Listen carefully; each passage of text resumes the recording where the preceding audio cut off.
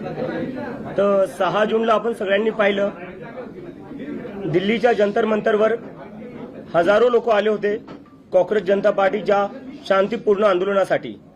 याच्यावरने गोष्ट जर सिद्ध झालेली आहे आता की या देशाचा जो तरुण आहे, जो युथ आहे, तो आता घाबरणार नाहीये, तो आता मागे सरकणार नाहीये। नीटच्या परीक्षेत आतापर्यंत 6-7 विद्यार्थ्यांनी आत्महत्या केलेली आहे। सीबीएसईचे जे 17 लाख स्टुडंट्स आहेत त्यांचं फ्युचर अफेक्ट झालेले आहे। एसएससी जीडीचे अजून 16 लाख स्टुडंट्स आहेत, त्यांचं फ्युचर अफेक्ट झालेलं आहे। असं एकंदरीत पाहिलं तर आपण एसएससी जीडी, नीट, सीबीएसई आणि सीयूईटी हे स्टुडंट जर बघायला गेलं तर 1 करोड पेक्षा जास्त स्टुडंट्सचे फ्युचर अफेक्ट झालेलं आहे।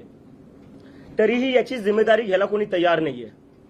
त्यासाठी आम्ही 6 जूनला जंतर मंतरवर आंदोलन केलं होतं आणि आम्ही डिमांड केली आहे की धर्मेंद्र प्रधान यांनी तुरंत रेजिग्नेशन दिलं पाहिजे, कारण की जिम्मेदारी घ्यावं लागलं। देशातले 5-6 स्टुडंट जे उद्या जाऊन डॉक्टर बनले असते, ज्यांनी दुसऱ्यांचे प्राण वाचवले असते, आज त्यांनाच त्यांचा जीव द्यावा लागलाय। कशामुळे? सिस्टमच्या फेलियरमुळे।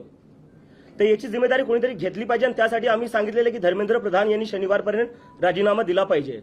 राजीनामा जर नाही झाला तर आम्ही देशव्यापी आंदोलन सुरू करणार आहे आणि त्याची सुरुवात उद्या पुण्यापासून सुरू होणार आहे।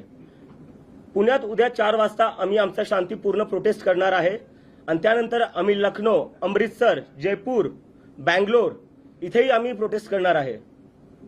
तर आमची परत एकदा विनंती आहे की तुम्ही काही करून जिम्मेदारी घ्या, नैतिक जिम्मेदारी घ्या। तुमच्यामुळे स्टुडंट्स आत्महत्या करतायत, लाखो करोडो स्टुडंट्सचं भविष्य बर्बाद होते तुमच्यामुळे, सगळं वाटोळं होऊ लागलं स्टुडंट्सचं।